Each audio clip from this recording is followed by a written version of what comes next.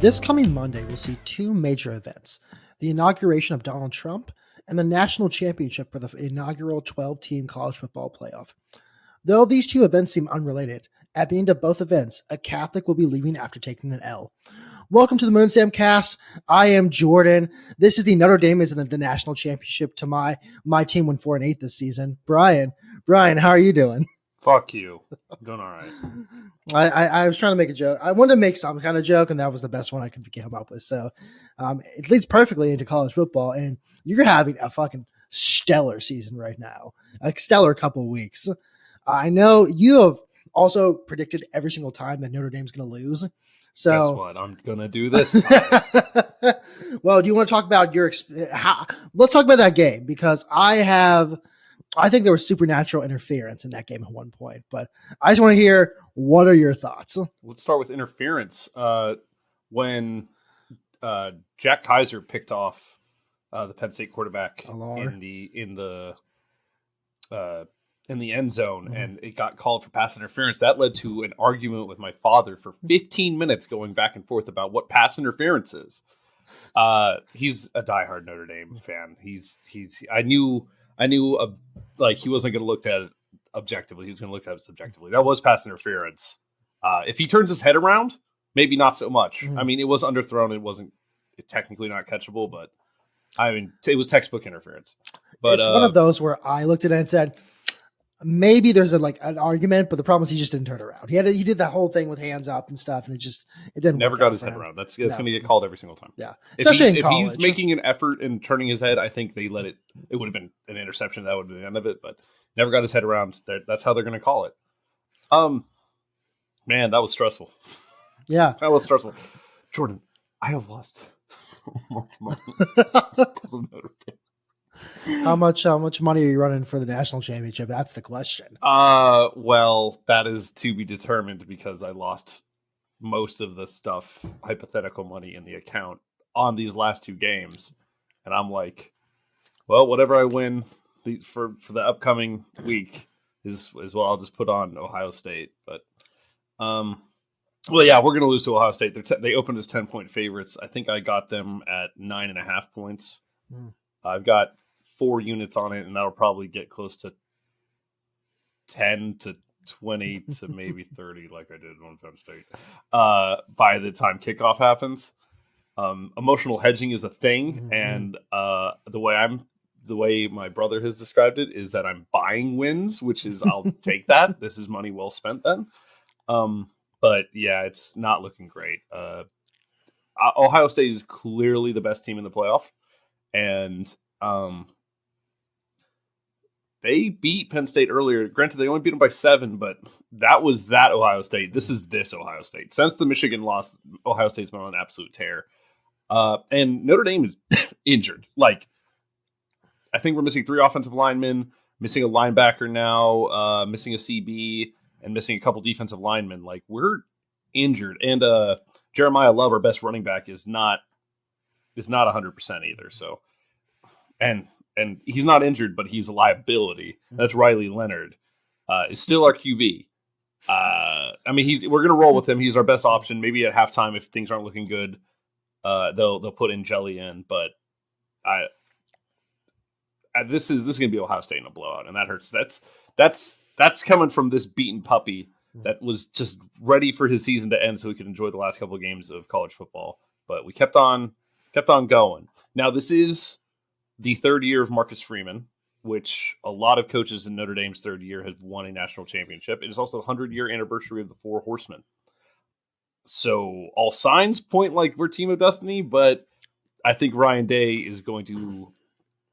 It's going to come down to what Ryan Day shows up. I'd say there's a 5% chance that Ryan Day, that coached Michigan, shows up and we win this thing. But 95% chance this man is on a mission to kind of save his job. Because losing to Michigan, really, there was a lot of upcry for him to get the fuck out of that entire program. So, yeah, I think this is going to be a rout by Ohio State, and that's okay. We're beat up. This also gives Marcus Freeman the keys to the kingdom for the future, because he's still not coaching all his guys. This is his third season. So We'll see, man. But Huh? outlook bleak. Huh. That, Official stance for me. I will say, I think you guys have a better chance than you think you do. I still don't think you have a chance, mostly because I predicted Ohio State to win this thing when, again, no one else did. I was looking at like Fox and CBS. No one had Ohio State in their Final Four, let alone in the national championship, let alone their national champion. So I have like invested interest in Ohio State winning this. So I went to my Twitter at Nate Silver that he sucked because I predicted the 2016 election within 3 states, and he got it so wrong. So now I can just tweet at every Fox Sports person like, Colin Coward, I'm coming for you next. I'm going to tweet angrily at you, passive aggressively. Stand up gentleman, Colin Coward. I know, that's the thing. He's actually such a nice guy. Apparently, he's like a really nice guy. He's just a dickbag on TV. Also, some of his takes are questionable, but that's the being sport. I mean, people were calling us out for our Texans take, which we'll talk about in a second. Anyone who looks at me and says they thought Texans were going to beat the Chargers is an insane person. They're wrong. We did mention divine intervention. I will say, whenever your kicker went up to kick, I don't know what his name is. Sorry, kicker. You're not named by after another college, so I don't remember your name. Whenever he went up to kick, I had become an expert after watching soccer and watching guys go up and taking big kicks and just looking at their faces, and their faces look wrong. It feels like it's not going to go in. There's a Saka in the Euro 2020 Euros. Yeah, the rescheduled 2020 Euros in 2021. He just looked like death going up. He missed. Whenever your kicker was going up, I was like, he doesn't look good. This isn't good, folks. And the thing is, the kick started to go right. I don't know if you noticed that thing started going right, and then it course corrected. Divine intervention. Let me tell you that that is divine intervention. That proves Catholicism is right, and Marcus Freeman will be canonized after this because that did not feel like it was going in at all. So I do think you guys. I don't know. Maybe it's the whole power of friendship, team of destiny thing that's been running wild for the past couple of years. But I do think you guys have a better chance than you think you do. With that said, as you said, like your O-line's been injured for the past, I feel like forever. Ohio State's just a different beast right now. Like, even though Texas did, I think, better than anticipated, the best of Quins did show up, which, again, the Texas game always comes down to this past season, who shows up, the best of Quins or the worst of Quins. When Ohio State gets going, they get going. And so if you can stop them from getting going, you're okay for a second. I do think Jack Sawyer has like the power of anime on his side. He feels like, like haiku is going on in the background right there. He was talking to himself. I don't know if you saw after he picked up the fumble by Quinn. Apparently he like blacked out and he's like, I just have to keep my legs moving. It's like, okay, Mr. Anime. You're like talking to like your dead grandfather or something who taught you how to play football. So I do want you to have some hope. You're predicting Notre Dame to lose every time. At the same time, Ryan Day is coaching for his life because I genuinely believe if he does not win the national championship, he's gone. Now, should that be the case? I don't think so. But I think losing to Michigan 4 times, Ohio State boosters are not known for their calmness. Nor is really anyone in the Big Ten known for their calmness when it comes to their major rival, which is Michigan, who also just won a national championship, by the way. So I want to give you more hope than I think you have. So that's my little rambling on that. But I also think that maybe there's some divine intervention going on at the same time. I mean, we're going to see in less than a week, so. And that's funny because we're recording the next day, so you're going to get a pretty immediate reaction. Oh, so I need to apologize for something. I said Inauguration Day is always on a Monday. I'm stupid. It's just all on January 20th every time. Except if it's a Sunday, then it's January 21st. What if it's a Saturday? It's still Inauguration Day. Okay, cool. I looked that up last night. I was like, I feel like I'm not right. So my apologies to anyone who listened and was like, told someone about that this week. You're stupid. And so am I. So glad we can be this together. With that said, goodbye, Quinn, by the way. Thanks for your season.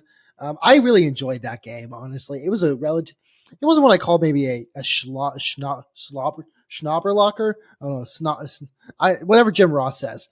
I can't do big words sometimes. But it was a fun game to watch, honestly, because it was back and forth. I think everyone and their mother thought Ohio State was running away with that. they did not until Jack Sawyer ran away with that.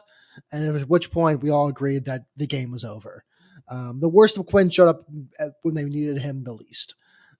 Just like Aang, the Avatar. The best of Quinn disappeared when they needed him most. Just like, I don't know, Yuki's grandpa, he disappeared when they needed him the most. Into to Pegasus's deck. So it was a fun game. There's really not much to be said about that, but I don't know. I was happy with the outcome. I need Ohio State to win. I feel like I've got nothing more to say, man. Like Yeah. I'm just, it's gonna happen. It's gonna come. It's gonna be here before I know it. I'm gonna sit on my couch watching it with my brother and Megan, and then just whatever happens. you say that, and then next week you're gonna come back and be like, we're national champions, and just feel the spirit within you, the power of anime and God on your side, literally, because it's a Catholic university. So I don't know. It feels like that kick made me feel something. I was like, I should have gone. I hope you're right. I love being wrong. Just like that kick, you hope I'm right. And so yeah, it went to the right and then went back. Yeah, I didn't want to hope it be right. I hoped it be left. Yeah, I mean, everyone. I'd hope it'd be center. I hope it'd be like, I don't know, America, 1960s political view of America down the middle. But Far we've come. Let's I've been seeing like Matchbox 20 in my head lately. I don't know why. That means nothing. I don't know why it's there. Just whatever. I wanted to give some news on college basketball. Last week we talked about Cooper Flagg being, the evil Duke white boy. Nothing happened this week except he's really good at basketball. Oh, okay. He scored 42 points against bad news Notre Dame. 42 points. He had 6 rebounds and 7 assists. Yeah, dude is. I mean, listen, you're a football school. I don't care right now. Yeah, UH is a I'll care in a basketball. couple weeks. Yeah, UH is a basketball school. That's why when UH goes 4-8, I don't care because I have basketball. Whenever Notre Dame loses to Duke really badly, because Cooper Flagg is the best basketball player on that team, who cares? Marcus Freeman took you to the national championship. So good for you. There wasn't a ton this week. There's Iowa State versus Texas Tech, which went to overtime. Iowa State's number 3 in the country still, I think. I haven't checked the AP poll this week. Number 3 in the country. They're a good team. I like them.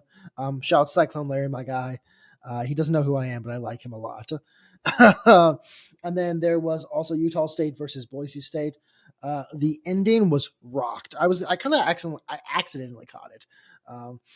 Utah State went on to win. It was a last-second shot. It rocked. I love college basketball. The reason I love college basketball is because a couple years back, I had only exclusively watched college basketball for about a year. I hadn't watched any NBA, and I went to watch the NBA, and it was like much better in every single aspect. The play was better. Actually, the play was just better. Problem is, it just wasn't fun. Like in college basketball, it's fun. You get these kinds of like crazy things that happen. You different play styles. I don't know. I just love college basketball, and Utah State versus Boise State was a great representation of that. With that said, Auburn also looks great. The SEC is still the best conference in all of basketball. They are, 500 right now as a conference for the past couple weeks because they're playing each other, so they have to be. But it makes me happy to see them kind of fail, even though everyone is us at the same place. Mick Cronin, my suit king, who I hate, my well-dressed king, who I hate, is now in the Big Ten and has 2 losses in a row. I really enjoy watching the old, like the Big Ten beat the new Big Ten. It's just enjoyable. I miss the Pac-12, and I want everyone who left, especially USC and UCLA, to suffer greatly for it. So, Brian, let's move on to soccer. I can talk about Liverpool this week. They've been having a kind of shitty week. They just tied with drew with Nottingham Forest about an hour ago. Brian, Lazio is a club in Italy. They have a guy who's a falconer, which means he has a falcon with him, releases the falcon before a game. Flies away. He got fired. Brian, would you like to guess why he was fired? And this is one of the best reasons to be fired. It's a top headline of the year already. Does soccer have cheerleaders? Crystal Palace does, but no one. No, they do not. Okay. It's you're kind of, I think you're in the right vein, but I don't think you're going to guess where Fucking this the goes. owner's wife. No, I mean, kind of close in a way. So our friend the Falconer, whose name I do not remember, he published a video to Instagram of his penis after he got a prothesis. I don't know how to say that. On his penis, claiming his sex life will be better now. And he got fired for that. So congrats to you on your sex life, Mr. Falconer. Okay. Congrats on your sex life. Thanks for coming. We appreciate you coming. Yeah, thanks for coming. Thanks. I mean, he will be coming a lot apparently. Hockey. I just wrote down Justin Trudeau joke. I never came up with one. I totally forgot to come up with one. So that's out there. If anyone can come up with one, thank you. Maple Leafs. There was a dinner chart. Like some person made like a tier chart of how they would talk to them at dinner. This is my question for the week. Do they all have really long necks, or are those just bad pictures? Like, do hockey players have really long necks, or am I crazy? They all like this. This is a Land Before Time joke. They all seem like long, like they're Littlefoot's parents, long necks. That's a joke that I don't know a single. Yeah, I love Land Before Time. Shout out to Ducky. Shout out. Shout out. Worst character. What'd you say? Worst character. Yeah, 100%. I can't remember. I only remember Ducky. That the song Beyond the Mysterious Beyond. I don't know if that's a song that tracks. I know that the Triceratops, which I think they called them Trihorns. The Trihorns, yeah. Yeah, I remember her being a bitch. Yeah, I think her name was Sarah. That sounds right, honestly. Then the T-Rexes were sharp tooths. Yeah, sharp tooths, long necks, Trihorns, and where the fuck Ducky was. There was Petrie as well. Or Petrie, or am I? He was the flying the flying one. Yeah, I remember pterodactyl. Did I watch? I watched like a 4-hour video last year about all the Land Before Times. If anyone has free time, like apparently I did. Damn, I know. So the bad news, though, speaking of shout outs, they were shut out by the Canucks. And they were booed off the ice. Mitch Marner was booed off the ice. Here's the thing. I didn't really watch the game, so I cannot comment. Apparently, Maple Leafs fans are not happy. They say it's like watching what I imagine what Titans fans feel like watching the Titans, where it's like, how can these be professional athletes? They were not happy after losing to Canucks, and they had lost to Carolina 6-3 the couple days before. So it's a bad losing streak right now. I believe they play tonight. That will be after we're done with our podcast. They do still have 56 points. The 27, 15, and 2. Last time I checked, we were fifth in the NHL, and first in the Atlantic Division of the Eastern Conference. So yeah, that's what we got here with the Maple Leafs. Over on my side of things, Avalanche are 26, 17, and 1. We're still in fourth place in the Central Division. We're still duking it out with the Dallas Stars. All Hail Kale is still stuck at 49 points, but he's still playing well. Nathan MacKinnon leads the NHL in points, and most importantly, a puppy was born in our facility named Maxie after the color analyst Peter McNabb. This is well before my time, but yay, dogs! Yay. Congrats, Maxie, on life. I have a quick question as well for hockey. Because actually Nathan MacKinnon has sparked this question. So Nathan MacKinnon leads the NHL in points and also assists. My question is kind of a baseball adjacent question. Is points like he gets on base? Because I watch basketball. Sometimes an assist is just like a small little something. Like, yeah, you pass the ball, but the guy does most of the work. Is an assist that important? Like, where are we, like, assist leading the points? Is that, like, he gets on base, like, the guy has just a good on base percentage? Or is it more like, good passes with kind of a bit of luck and also, like, the guy in front of him being good? Yeah, I think Kale's in front of him. So, or he passes to Kale. I don't really know. Again, I don't know. Kale's a defender. He'd be behind. Okay. Oh, yeah, he is. That's the whole thing. I don't know anything about the Avalanche, more about hockey, really. I'm just confused on that. Like, how important are points if they're not scoring goals, if they're just getting assists? Again, he gets on base. Is that what we're talking about? Getting on base. Speaking of being good, Justin Herbert, not good this past week, but what it was good, Texans. Texans rocked this past week. I'm happy to report we were horribly wrong in our prediction. To the point where people were talking. There were comments online about like spoiled milk take, bad takes. I'm like, if anyone here watched the Texans for the last 7 games, if anyone here watched the Texans score 2 points against the Ravens, they can look at me and say, "Oh yes, they were going to get past the wild card round of the playoffs."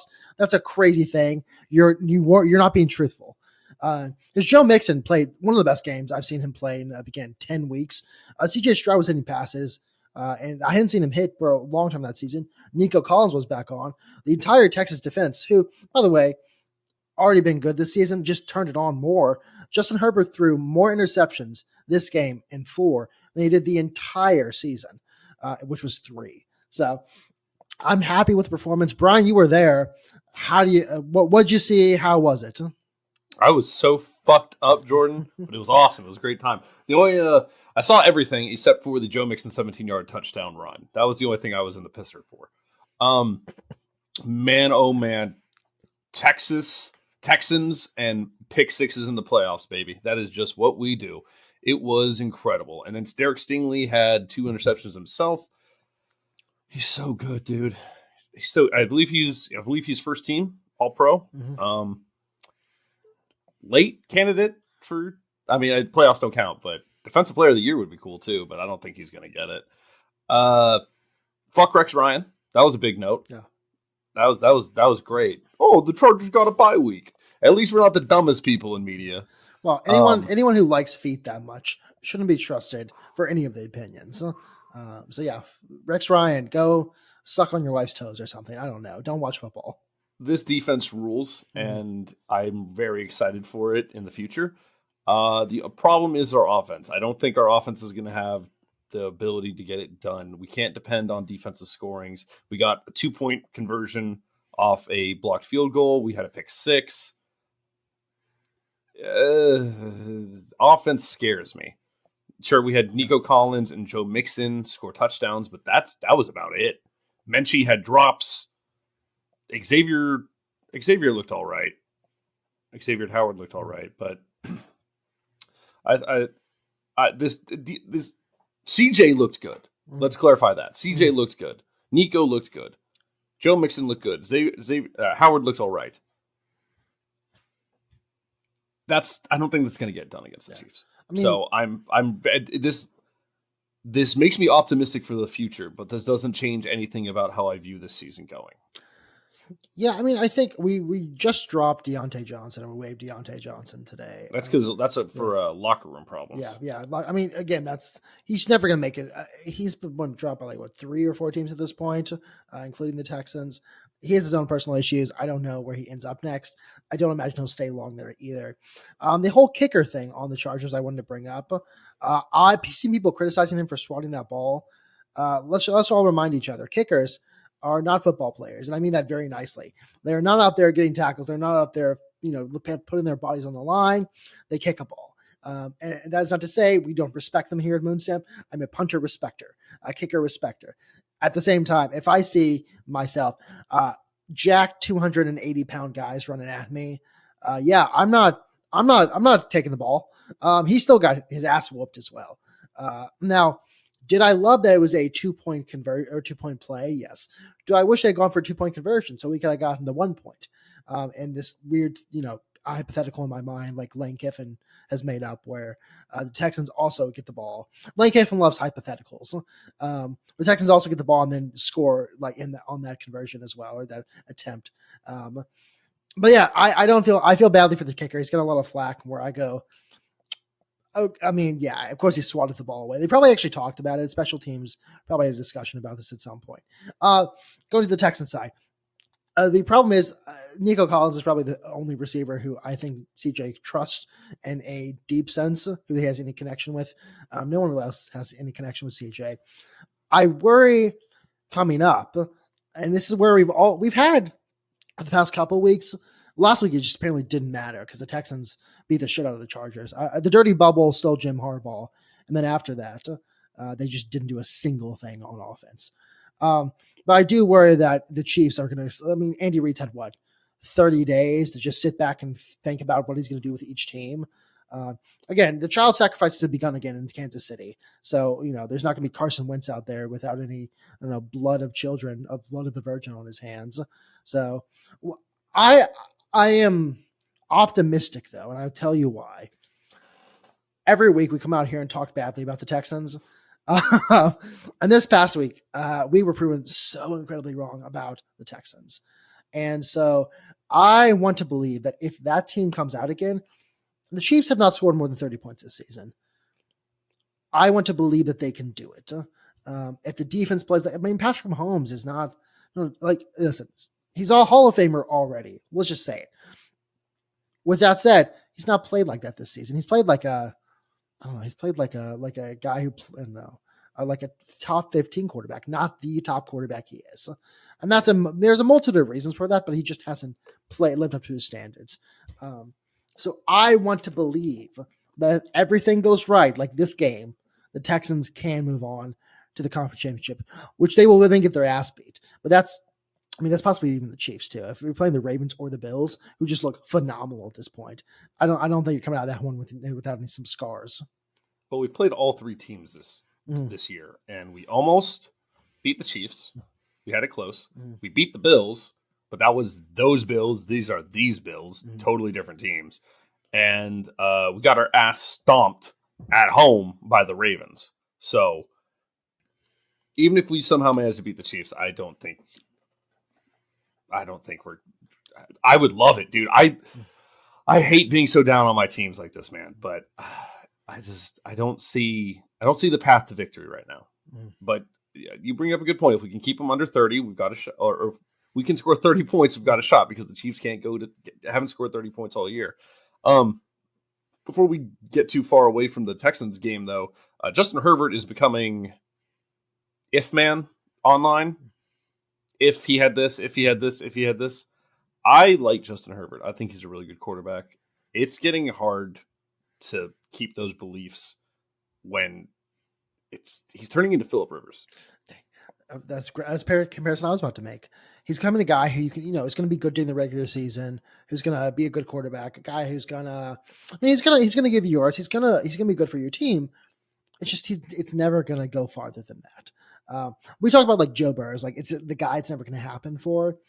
I mean, you look at this team, like the Chargers they weren't supposed to even make it this far this season. So maybe we give them a little off, like a little something for that. But Justin Herbert threw 4 interceptions. Like he looked bad this game. Say what you want about the Texans defense, say what you want about, everyone.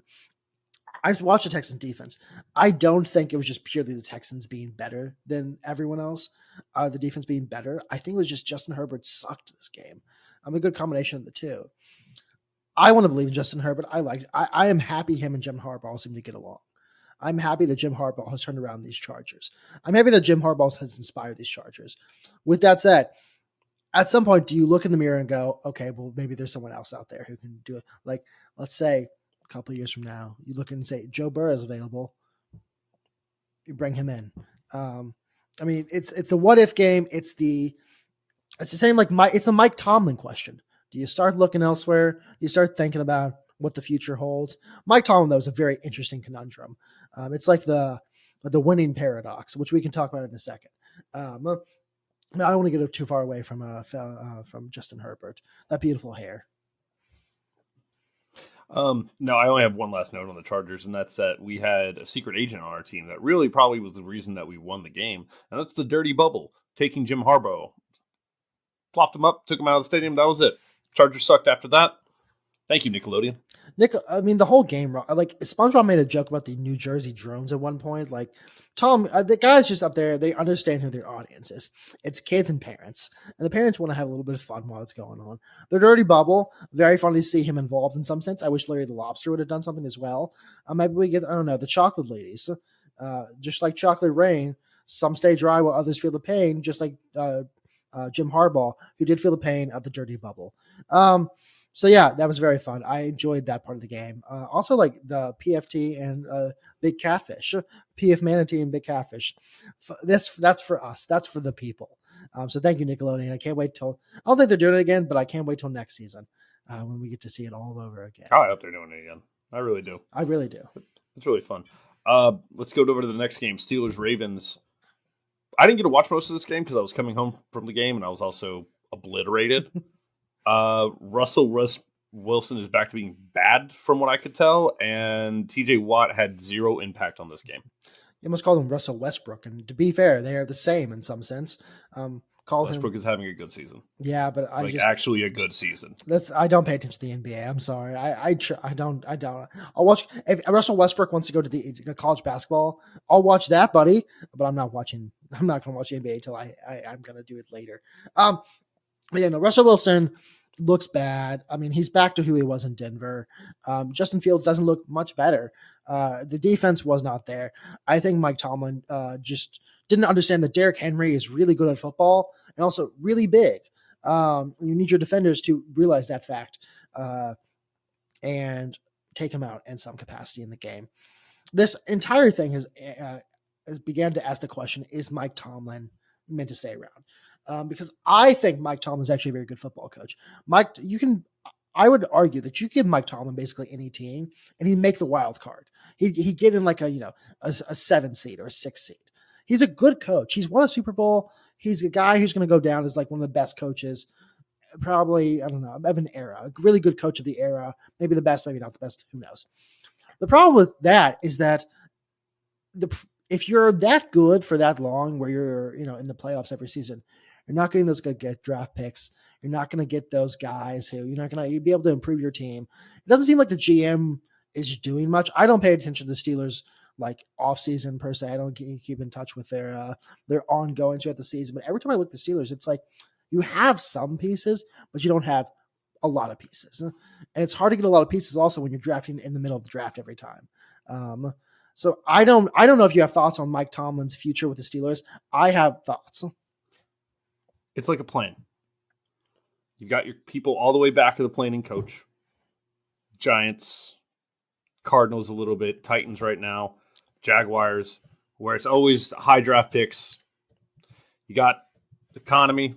They're doing all right. They're economy plus, where they're not first class. They're not winning Super Bowls, but they're economy plus to where they're having successful seasons. They're having winning seasons record-wise, and they're going to the playoffs, and then they're not doing anything with them. They're in purgatory. The other thing I was going to say is they're like in purgatory plus, where it's like, it's not purgatory where it's nothing just sitting there. It's purgatory with a wine bar. So it's like, at least you got something. At least you're making the playoffs, but you're not doing anything with it. And they've been stuck in this purgatory for a while, and you're right. Without getting these draft picks, without being able to develop these superstars coming out of college, you're going to continue to be a slightly better than middling team in the NFL, and you're just going to be stuck perpetually going to the playoffs, not doing anything. It's kind of like the Packers. The Packers are very similar to the NFC version of the Steelers, in my opinion. They're always in it. They're always making the playoffs. They're always now Jordan Love, I think, is a better quarterback. They at least have a quarterback. Yeah. They at least have a quarterback. They haven't had a quarterback since Ben Roethlisberger retired. It's been rentals or tests, and nothing's worked out. Yeah, I mean, and that brings up the question, what do you do with Mike Tomlin? Because I don't know if Mike Tomlin's going to be the guy, because there's a world where the Steelers management goes to Mike Tomlin, goes, listen, Mike, we're not firing you. We just need you to suck ass for a season, please. Like we need you to get us a high draft pick. Because I don't know if we'll do that though. I don't know if you would do that. I also don't know if you can. I don't know if you can do that. I don't know if like you do that and Roger Goodell comes in and goes no, and like hits you with fines. Also, there's maybe like a gambling issue with that as well, that legal gambling issue. With that said, like what do you do? Do you hire like, I don't know, Nathaniel Hackett for a season and just say like, hey, we gotta get like number one pick somehow. I mean, do you try to go get a better coach? You like start the Mike Vrabel fight, even though he's going to New England? Like, what do you do? It's like a weird problem to have. It is a weird like catch-22 because they keep making the playoffs. They're just never going to win a Super Bowl. And the question is, well, which one of these has to give? You have to either stop making the playoffs and suck, or you have to win a Super Bowl. The problem is you're never winning a Super Bowl with this team. I mean, maybe next year, the year they go get Aaron Rodgers, and that's going to like create. I don't know if George Pickens and Aaron Rodgers can exist on the team. That's going to be scaring me. That's like a his future with the Steelers isn't guaranteed either. Yeah, I mean, maybe Aaron Rodgers and him go do crack cocaine in like the middle of Peru, like Aaron Rodgers does every offseason. They go to Burning Man together. I don't know when Burning Man is. It feels like something they might do together. That's his core. He brings the O-line. That's his gift to the O-line for Christmas. We all go to Burning Man together. I almost want to say, like, Mike Tomlin, thank you for your service. We're going to go get a really shitty head coach for like 2 years. You just kind of rebuild all this. Steelers don't fire their head coaches, though. That's the thing. I mean, adapt I think they might be approaching the time. Yeah, but it's an adapt or die situation. Like, again, I say this is just fucking sports, but like this is an adapt or die situation. It's not like the Steelers are going to go out of business. But in some capacity, you can't. Like that worked in like the 70s and 80s. That doesn't really work now. Like you have to make some sort of major change without telling Mike Tomlin, hey, by the way, go fucking suck for a season, which he's not going to do. Also, again, I don't think you can do that. So, that's like the reverse Astros. Like you can't just send emails being like, hey, Mike, can you call like a quarterback sneak on 1st and 20?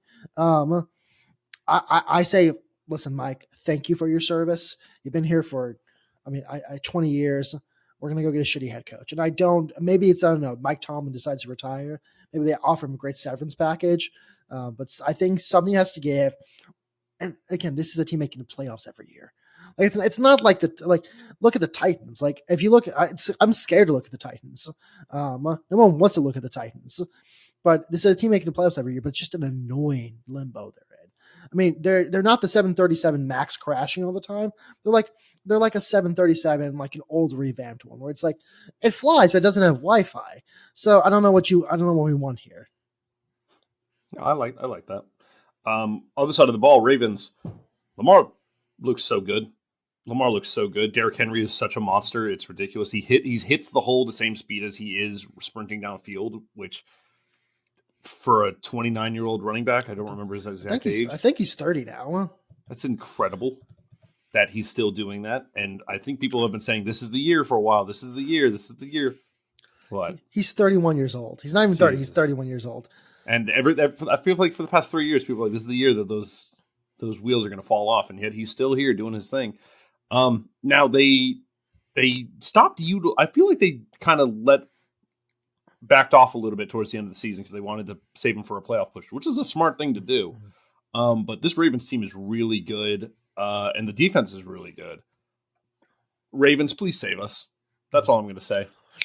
I mean, here's my thing. Maybe it's a bold prediction because, again, the child sacrifices have begun again. I don't think it matters who really wins this Chiefs or Texans game. I think whoever Bills or Ravens makes it to the conference championship makes it the Super Bowl. With that said, the Bills is like kryptonite is the Chiefs in the playoffs. And beat them in the regular season all the time. No, lose to them in the playoffs. No. So, I mean, maybe there's something in that if the Ravens win, they get to go to the Super Bowl, which I'd love for Lamar to do. They also lose to the Chiefs, though, in the playoffs. I know. Oh, everyone stop looking at the Chiefs. I'm so tired of this. But I don't know. Maybe we're blessed this weekend with some of the most amazing football we're going to see in the near future. Yeah. Speaking of not so good football, though, Broncos. Bo Nix will be all right in the long run. He's a rookie. Man, that offense. You need to shore up that offensive line, and you need to get one more weapon. Courtland Sutton is very good, but he can't be the only show in town. They need to get a running back. They need a running back. Their running has really screwed them up all along year. Long run, great outlook though for the Broncos. I mean, this is another team that no one expected to be. Like, again, I will bring this up multiple times, maybe for the last time right now. No one, I didn't think Bo Nix was actually going to be a good quarterback. Now there are questions: is he a check down merchant? Is he just like a throw the ball as far as possible? Except he has weapons, whereas maybe Will Levis doesn't have the weapons he has, or has the accuracy or whatever. We can talk about that all day. The fact that the Broncos are here is a testament to Bo Nix and Sean Payton working together to make them get here. Yeah, like you said, I think they need to give him another weapon. He needs something else. He needs another like fast guy down the field. We'll see what happens with Bo Nix. I think maybe next season will be a dangerous season for him as teams have maybe figured him out a little bit more. It's a second season curse. But if I'm a Broncos fan, the outlook is shiny, but it's not like, polished. Where you have somewhere you can go. But I don't know if you're going to be like, next season's the good season. Yeah. Yeah, no, I agree. Sean Payton did a hell of a job coaching this year, and he's turned it around. Across the field, though, Josh Allen, he's probably the MVP. Mm-hmm. He is incredible. The Bills just rock.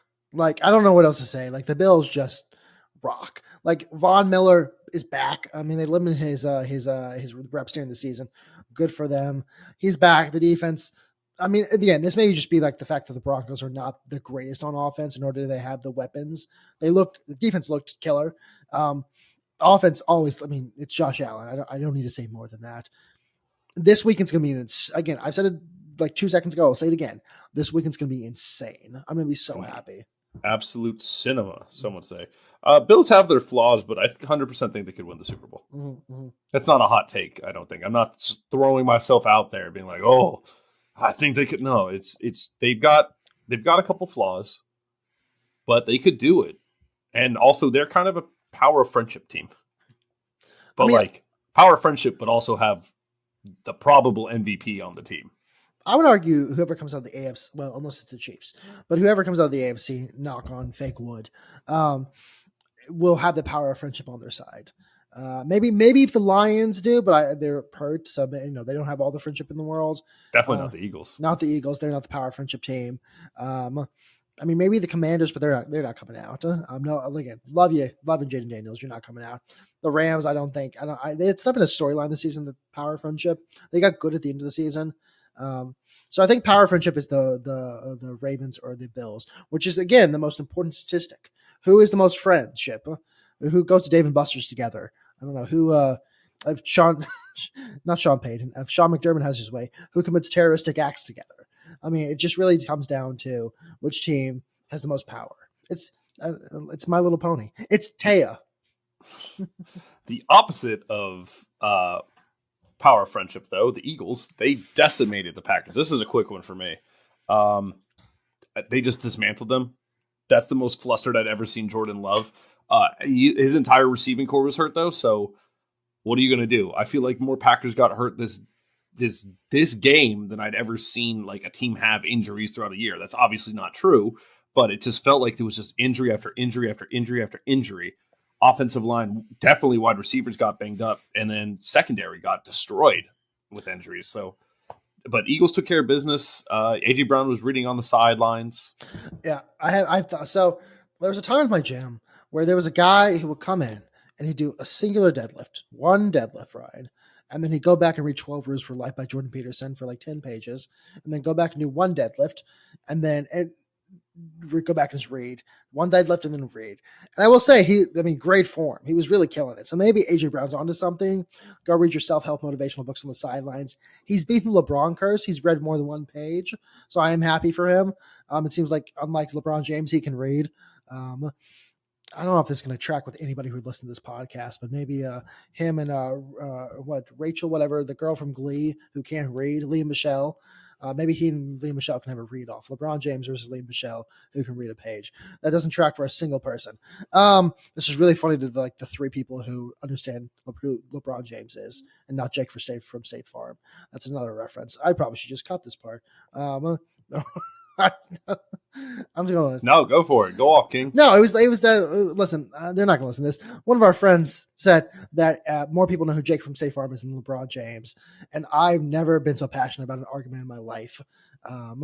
about how LeBron James is one of the most well-known human beings in the world. With that said, AJ Brown, smart man, love what you're doing. Jordan Love reminded me of that 1 week in Brazil where he just was absolute shit. I don't know what happened this week. Maybe the ghost of Aaron Rodgers' ayahuasca demons infected the Packers locker room. It did not look good. I think they'll be fine in the long term. It's just I saw a TikTok with some like guy saying like, here are the factors of like here are the it's like the college basketball thing, the Ohio State thing, how I chose it. Here's how you win the stats that say you're going to win a Super Bowl. And like, he chose the Packers and like, everyone's like, no. What are you talking about? Well, it was like the Chiefs or the Packers. One Packers fan said, please don't give me hope. And I hope you didn't have hope, buddy, because there was none after even the first quarter. Yeah. So, Saquon Barkley looks amazing. Devontae Smith looks amazing. Jalen Hurts looked a bit rusty, but that was his first game back, and it was in a playoff environment. It's understandable. I think the Eagles are going to be fine. I think we're on a crash course for Eagles, Lions, AFC or NFC championship, and I think that game is going to be awesome. It's going to be so good. I mean, we're going to get, no matter what happened. I mean, I was going to say we're going to have really good conference championships. I do still think that if it's the Chiefs or the Texans, we'll have a good conference championship. But we're going to have some good conference championships, and I'm looking forward to it. I think with potential we have the potential to have the most fun Super Bowl this year. If it's Bills Lions again, it's going to be fucking awesome. If it's Ravens Eagles, it's going to be fucking awesome. The other two combinations, flipping them, they'd be good. Don't get me wrong, they're going to be awesome. But I think those two combinations would just be incredible. I mean, that's assuming the Chiefs don't win. Bucks, man, the roller coaster season comes to an end. Baker Mayfield is there to stay. He has planted his flag. He had an amazing season as a QB. Their defense let them down several times, and lack of playmakers because he lost Chris Godwin. Which I think if they have Chris Godwin for this game, I think they win. But one big thing was that Baker Mayfield had an amazing season as a passer. He only threw 18 times.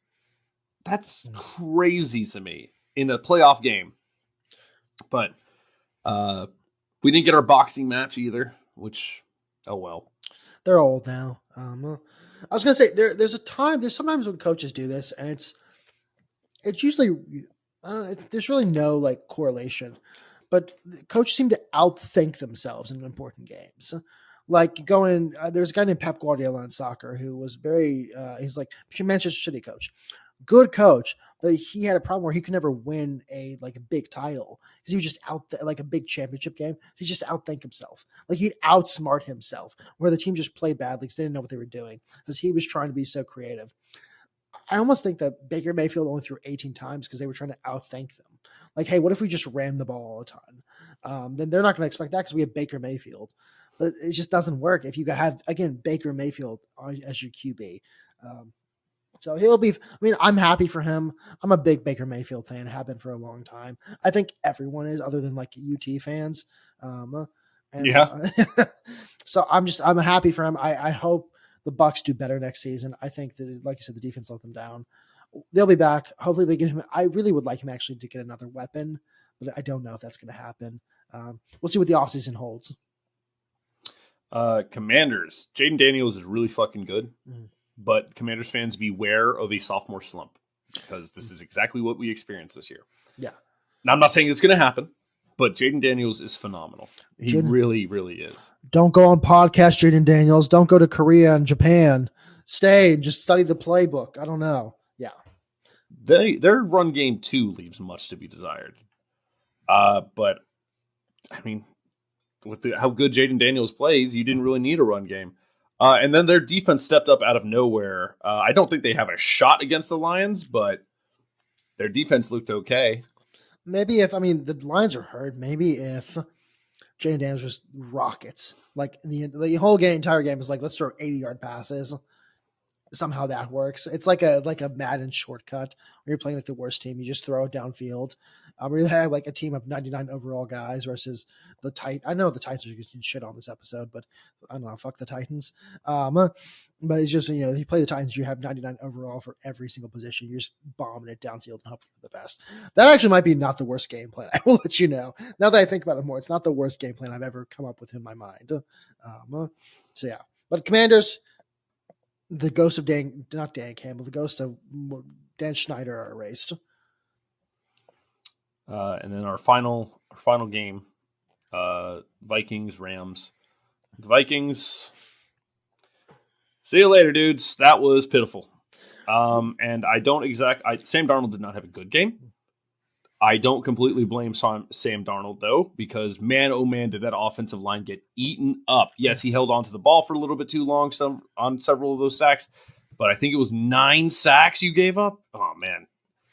Yeah, they had 9 sacks. I think it was like 5 different players had sacks. Something like crazy. Like, the game reminded me of the Titans versus Texans, or Colts versus Texans week 1, where the Colts had a game plan coming into it, and they just refused to change the game plan at any point in the game. When it was clear the Texans were playing a very different game, and that caused the Colts to get destroyed. At some point, did no one on the Vikings organization go, hey, let's run the ball? Like, hey, let's do a quick out pass, like a quick out route. Why? Because our guy's getting murdered in the pocket right now. Let's do something other than what we're doing. Sam Darnold would hold on the ball for like 3 seconds at a time. He didn't do his 2-step. He just he waited around, get sacked. With that said, I do think someone actually falls on Sam Darnold. The line was destroyed, but at the same time, buddy, you got to make some decisions if you think you're going to get like a $50 million contract next season. Congrats to whoever signs him. You just lost like $25 million off that contract. So good for you guys. That was a pitiful game. What was it? 24-3, 27-3 at halftime. Steelers. I'll be honest. I kind of had this like vision. Someone said it, and I now have this vision in my mind of Aaron Rodgers on the Steelers, and that just doesn't like mentally compute as like Aaron. The colors don't work for me. They don't match. Like the vibes don't match for the teams. With that said, I think it'll be the most beautiful, like horrible thing of all. Like imagine Mike Tomlin, well-respected head coach, very calm dude, a guy who's like very centered. Like no one's ever had a problem with Mike Tomlin. Dealing with Aaron Rodgers, who I think everyone who's ever encountered Aaron Rodgers has had a problem with, including the Hat Man, which he again saw. So I really want this to happen because it doesn't, like Aaron Rodgers has maybe a year or 2 left in the league at most, and let's have a little bit of fun while we can. Maybe that's how the Steelers get their number 1 pick. All right, Aaron Rodgers comes in, smokes crack cocaine in the offseason. Next thing you know, he's throwing deep balls to nobody. So that's actually Sam Darnold can stay in the Vikings. Aaron Rodgers to the Steelers, confirmed. Fair enough. And then last team, the Rams, they look great. Yeah. Puka getting hurt is not optimal, but they looked great. They looked great in every layer of the game to me. They look good. Yeah, I mean, the ghosts or the demons of the original, or the beginning of the season have been erased. Sean McVay, you're back, buddy. I don't know what happened, but goddamn good coach. Great coach. So I'm happy that the Rams are back. I actually kind of always liked the Rams a little bit, even though I hate that they moved to Los Angeles, but that's Stan Kroenke. That's not them. I'm a big Sean McVay believer. I'd like to see him succeed again. I don't think it will happen. I think this is where the dream comes to an end, but no one expected them to be here in like week 4. So I'm glad, or maybe even week 6. So I'm glad they made it this far. Yeah, it's gonna be a fun weekend. Maybe a sad weekend for some of us. But it's gonna be a fun weekend nonetheless. Hey, no matter what happens in the national championship, you'll always have Bills Ravens. True. I wish it was after though. I wish it was for some reason this national championship would be Sunday and Bills Ravens would be on the Monday. Speaking of, let's do our picks real quick. I went 3-3 last week. I totally forgot what I went. I'll be honest. Well, let's start it off. Texans at Chiefs. I'm gonna say Texans. I'm just gonna say it. Good for you. Yeah. I hope you're right. Chiefs. And then that night, Commanders Lions. I mean, it's Lions, but I want to. If it's Lions.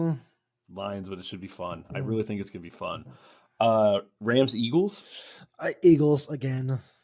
Eagles. And then Ravens Bills.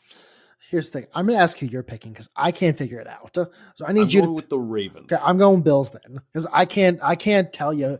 Like it was going to be a game time decision. This was a coin toss for me too. Yeah.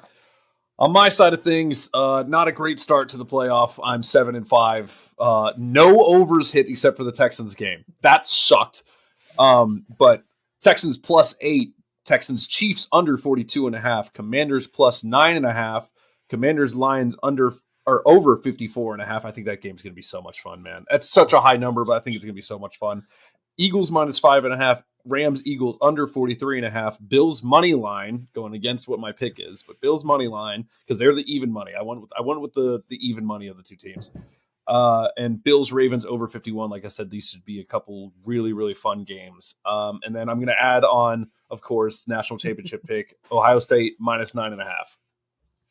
I love that. I'm very excited to see what happens next week when we come and record this. But it's been a fun time. Brian, do you have anything else to talk about this week? Not really.